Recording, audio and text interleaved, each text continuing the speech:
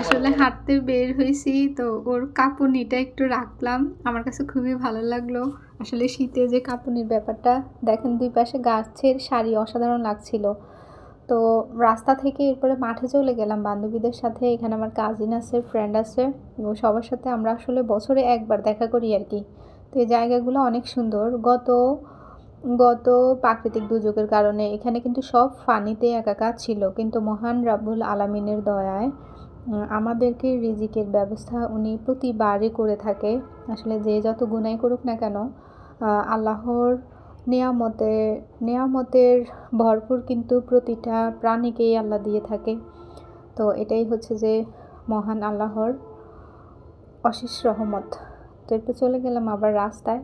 তো এখানে একজন পরিচিত মহিলা আছেন।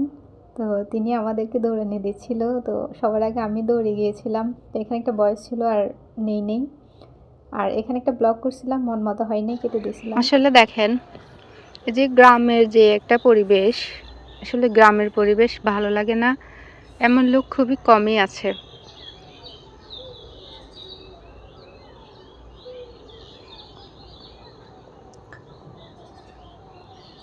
এত ভালো লাগছিল কি বলবো। এখানে আশেপাশে বাঁশ ঝাড়, আশেপাশে গাছগাছালি। তো এর মধ্যে যখন গ্রাম থেকে চলে গিয়েছিলাম, এটা যাওয়ার পথের একটি ভিডিও ছিল। তো এখানে খড় নিয়ে যাচ্ছে। আসলে যেটা বুঝতে পারলাম, এখন সবাই ধান নেওয়া হয়ে গেছে, তো সবাই সবার গরুর জন্য খড়গুলোকে সংরক্ষণ করছিল আর কি। তো এখানে এরপর বাড়িতে এসে দেখলাম একজনে, মানে আমার নানুর বাসায় আর কি, দেখলাম একজনে বড়শি দিয়ে মাছ ধরতেছে। তো এরপর ওদের বাড়ির পরিবেশটা একটু দেখেন। ওদের পুরা বাড়ি গাছগাছালিতে ভরা। এখানে একটা লেবু গাছ আছে। এই লেবু গাছটার বয়স প্রায় 5-6 বছর তো হবেই। তো গ্রামে একটা সৌন্দর্য কি, ওরা আসলে যত অসুবিধাই হোক না কেন, ওরা গাছগাছালি কাটতে চায় না। কিন্তু এখানে অনেকগুলো গাছ কাটা আছে। ওই যে এখানে একটু পিকনিকের ব্যবস্থা করতেছিলাম আমরা, তো পিকনিকের জন্য আর কি দৌড়াদৌড়ি।